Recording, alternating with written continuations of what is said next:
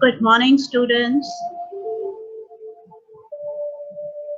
Quickly check your sitting posture.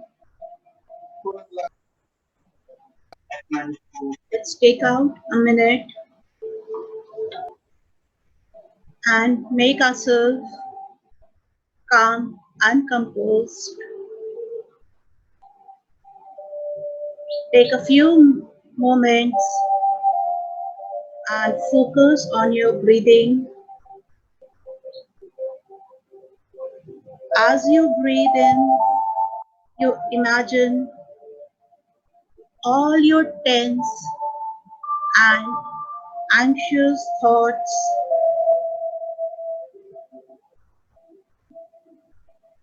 and as you breathe out, you blow out all these thoughts away. Now gradually breathe in, draw down calm and tranquil thoughts from your mind. And as you breathe out, you spread these thoughts through your body. Your body relaxes and your mind becomes free.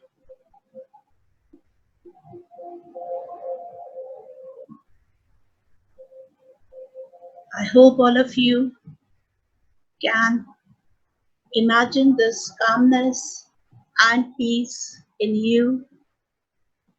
And remember, students, when you meditate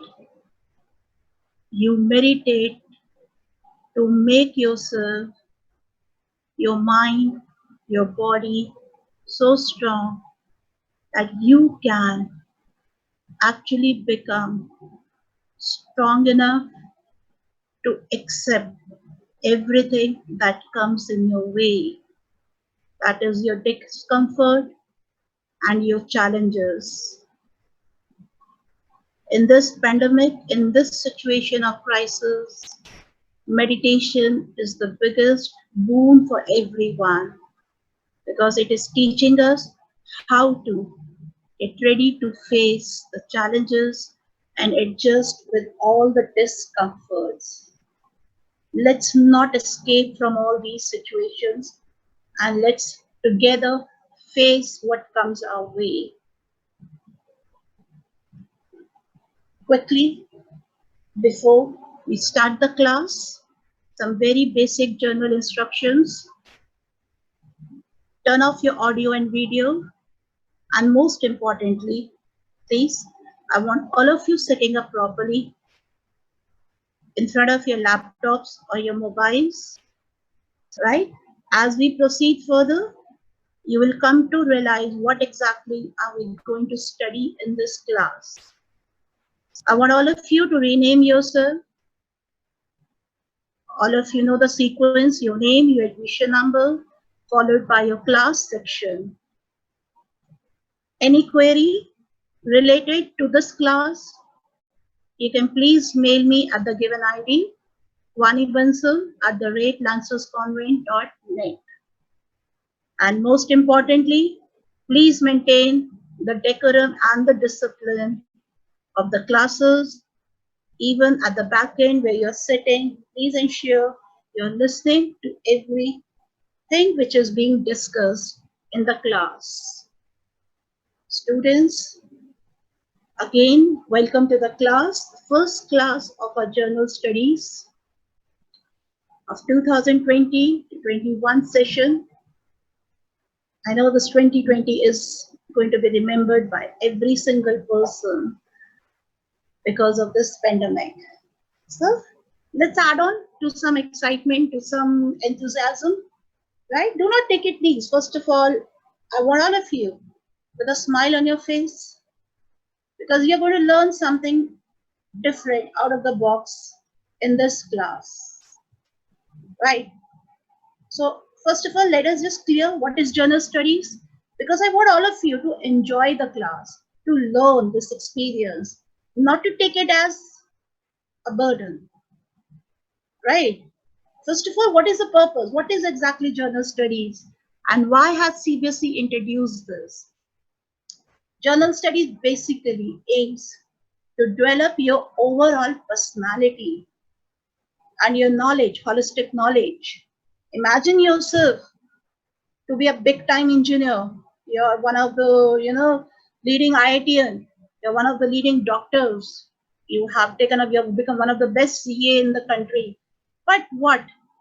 You do not have the basic knowledge about your past, about your surroundings, about journal things. Then how can actually you call yourself to be a learned person? What knowledge you had? You just had knowledge related to your subject or your stream. So here we want all of you to come out of your streams, irrespective, you're a commerce child, you're a science child, you're a humanities child. Sit here as a child who will today learn something, will learn to appreciate each and everything related to our country, to our identity, right? So here, second point of the journal studies says, there are many things, many topics which your specialized streams will not cover. Now in science, you're not going to learn something related to political science or history or something related to law, right? Same goes with the commerce. And in humanities, you're not going to learn something related to science. So it's vice versa. So in journal studies, we will impart you with something very basic, very journal, that helps you in your overall development and your knowledge. And the last point says it will actually focus on your, again, proper development by exposing you to all the domains of knowledge, right? Now, what will happen when you are going to study journal studies? You're going to imbibe scientific temper, basic scientific temper, which every child should know, irrespective you are from science stream or not. Every child should have this much of knowledge about science, right? Then importance and need for conserving ecological balance. In today's pandemic, we all are locked down. Is it making a difference whether you are an engineer, whether you are a doctor, whether you are, a CA or you are a fashion designer? The situation is same for all of us. We all are facing this together. Neither of our streams are coming to our rescue here. So if we all have this basic sense of actually preserving our environment, our ecological balance, we can actually save our earth from future pandemics, what we are facing today. Because this pandemic in which we are caught, right, this is not the work of one single person. Entire humanity on this earth, humankind on this earth is responsible for this pandemic. So if we, all of us have a basic knowledge what and how we can preserve and conserve our environment, we will actually benefit in the long run. Developing pride for the rich cultural heritage. Trump specially comes to our country on a journal tour. And the main reason he wanted to visit Taj Mahal. Proud moment being covered by the entire world media. A man with such a big ego who never steps into any of the Asian country visits India to visit Taj Mahal. So what? That's a pride. That's our heritage. Not only one Taj Mahal, we have so much in our country to show it to the world. So we have to develop this pride. At the end of the day, be proud to call yourself an Indian. Inculcate constitutional values. General studies will teach you, students, almost every one of you is going to become an adult, maybe this year or by next year. Adulthood gives a call to a lot of responsibilities. Constitution, values will teach you. It's not alone your rights which are to be asked. Time has come now where you need to show some of your duties towards the nation too. So this general studies will actually teach you the basic responsibilities and duties we all owe to this nation. Spirit of secularism and unity. General studies will again impart you that it's so important to be secular, to be tolerant towards every religion, which will actually call for unity. Imagine, get back into the time machine, your memory lanes, what all you have been studying before 1947, maybe before the coming of the Britishers. What happened to India? India had been a home to the world's most powerful dynasties, European powers. Why? Because we didn't have unity. Years and years we were dominated. So a country like us who has been under the dominance of so many foreign powers should actually realize how important and significant this unity is. And what all we can contribute to maintain this unity, we will learn gradually in this journal studies. And then last point, let's all be sensitive to the economic problems, social problems of our country, talking especially about illiteracy and poverty. Let's contribute a little in eradicating this illiteracy. Because illiteracy becomes a major reason for the poverty too. If a man is basically educated, he can actually earn something respectable and survive. So we all have to be sensitive and we all have to contribute a little to this country. Now, here is a chart which shows you, students, I want all of you to very carefully look at this. It's not, I want you to actually scare you that this is general studies, this is going to be assessed, that is for sure. It is being assessed, it is being graded, but at the same time, enjoy the subject, learn something constructive from this subject. Your entire curriculum in class 12 is divided under two headings: scholastic area, post-scholastic area. Under your scholastic area, as you all know, the subjects which you are studying, which are actually assessed, you have three things: languages, that is English, Hindi, or third language. From school to school, it varies what you are opting. Academic electives are all your subjects of different streams: physics, chemistry, accounts, economics, history, political. These all are academic electives. Skill electives, where you get to test your skills, like your IP, informative practices. You come to know about your computer skills, fine arts. You assess your creative skills under this.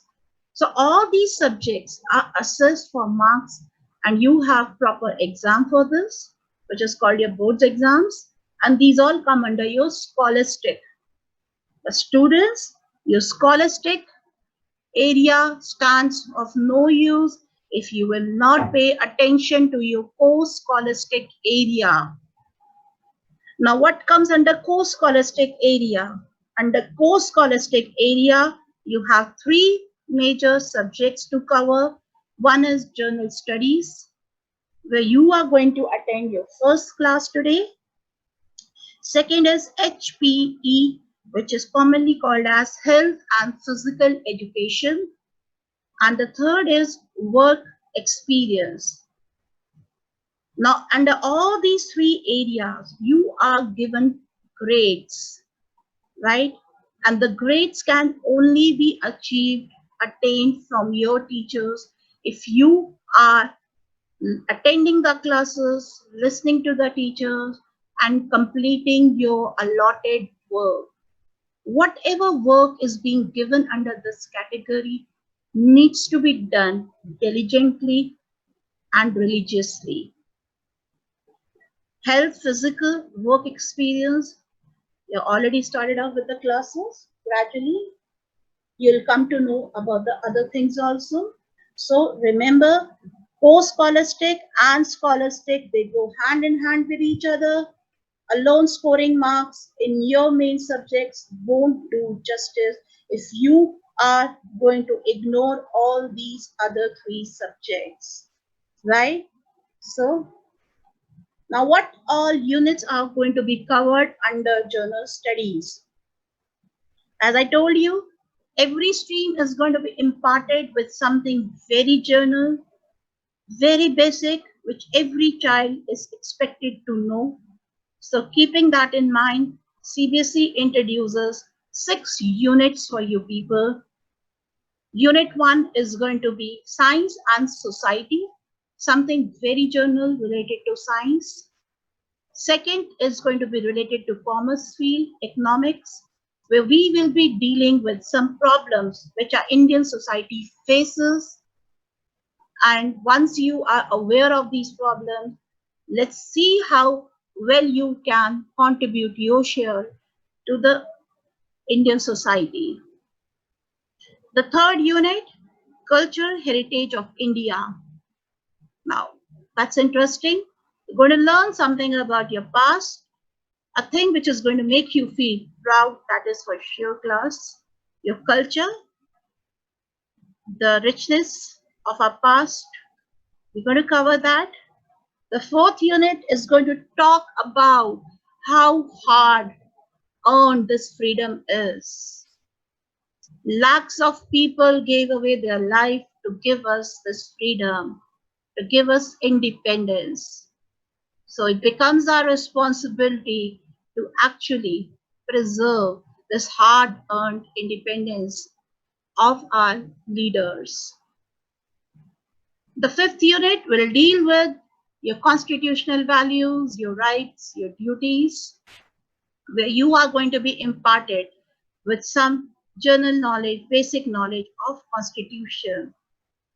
And then the last unit was going to deal with all the various rights available for humans, what are the different features of the rights, and how to use these rights, which actually works in the favor of the entire world. So you can see all these 6 units are actually an amalgam of a very, very basic and day-to-day knowledge. Before I begin with the unit of culture and heritage of India, let me first wish you all namaste. Now that is actually our culture. So namaste to each and every one of you sitting and attending the first class of journal studies. Let's first start. What do you mean by namaste? A thing which the entire world is today adopting.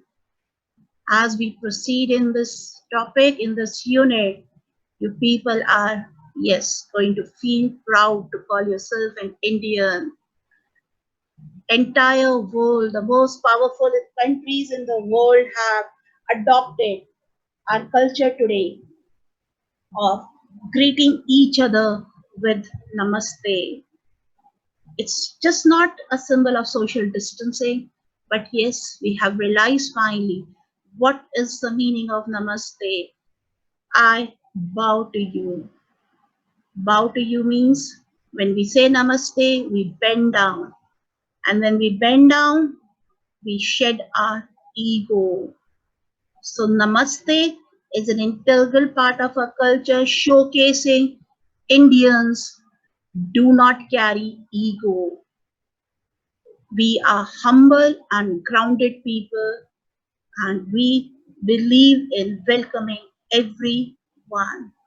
So I bow to you.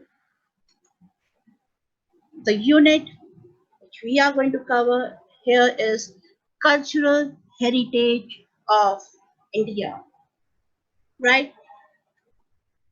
What are the objectives of this unit? What are we actually going to study in this unit?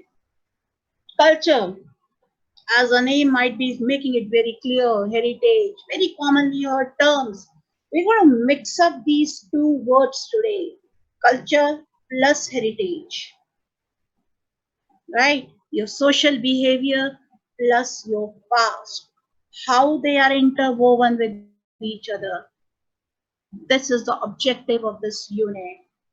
We're going to get back in the historical framework. Today, we are going to realize why India is so diversified, why India has such a rich culture, why we have such a rich historical framework here. We're going to appreciate all the basic approaches to life and the richness of our country in terms of, basically, we're going to talk in terms of arts, music, dance, painting, crafts, and architecture. This is India. This is real India. The richness lie here. We're going to put a little focus on these elements of our culture here. And at the last, the most important thing, at the end, we all need to develop pride. Let us not feel hesitate to call ourselves an Indian. And let not this feeling of being an Indian only arise on two occasions. That is when India plays cricket matches. It's at that time when this feeling is at its best. And second, when we celebrate our independence on Republic Day. These are the occasions when this spirit is actually visible. But no, my dear students, the spirit, this feeling, this identity should remain with us every single minute we breathe, right? And the day you develop this pride for our country, I'm 100% sure so many of you would stop planning and thinking of moving abroad and pursuing your goals, your career in other countries, right? Think over it. What is the reason you want to rush off to the American, Australian, Canadian countries? Because somewhere we are not very sure about the system of our country, right? I'll surely discuss here, some objectives and some views of our Honorable Prime Minister Narendra Modi, and I proceed further, right? As I've already told you, whatever objectives we have, that is what we are going to study here. We're going to study the history, the origin of this culture in our country. And in this evolution of culture, we are going to go on a virtual tour from Indus Valley civilization to the British period. Let's call it a virtual and a historical tour. I'll be making you travel back in the time period from the origin of civilization to the coming of Britishers and to our modern society and the shaping up of our Indian value system. And students, these are the important aspects we are going to study In this unit, our dance, our music, our language, and please students, I want all of you to really enjoy and learn something. When the school reopens, you should be in a position to interact with your class teachers. And if there's some quiz coming up, yes, I want some enthusiastic students coming forward and participating in the quiz because I want that you raise up your inquisitive knowledge. I know you have a lot to study. Your classes are going on, but still, just to recharge up yourself, you can just take out half an hour, study some facts, figures you will enjoy. And as you can see my screen right now, your screens too. Now here, this is the plethora of a rich culture, vibrant culture. Look at it. Look at it. So vibrant, so colorful. This is India, incredible India. The tagline of Indian tourism. Have a look at everything. Dances, music, clothing, architecture, rituals. Wherever your eyes go, it's all color. And years you have been always given this topic in English and Hindi. Write an essay. Unity in diversity. Today you will realize what is this exactly unity in diversity. Now before I proceed, now I want all of you to have a smiling face the way we have this and look at the face changes he's showing you. Concentrate on this emoji. The first expression is going to be a surprise, and when he listens, he has a smile. The same is the case with you. So quickly, before we proceed to our evolution of culture, let's study some certain facts which make you feel, wow, amazing India.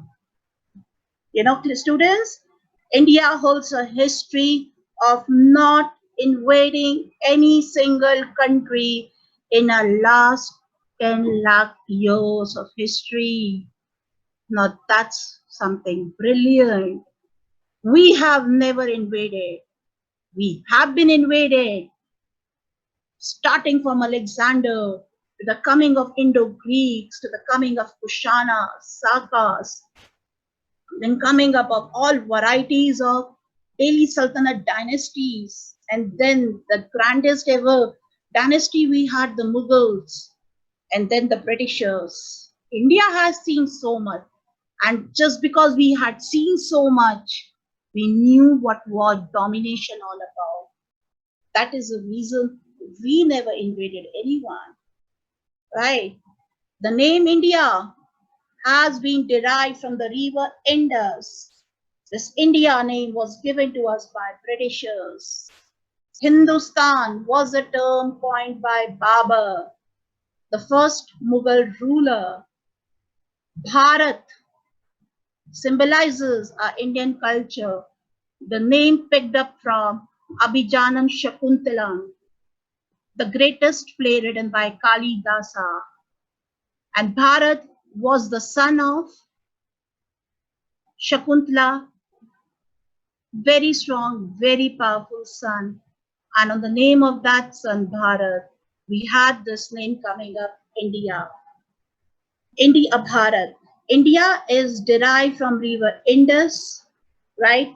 When Aryans came, they called this river Indus as Sindhu. And gradually from Sindhu, it became Indu. From Indu, it became Hindu. So various changes as we proceeded with different dynasties, the names of India kept on changing. You know, the first ever name given to India was Jambu Dvipa. People who came from outside, they felt India was an island, Dweep.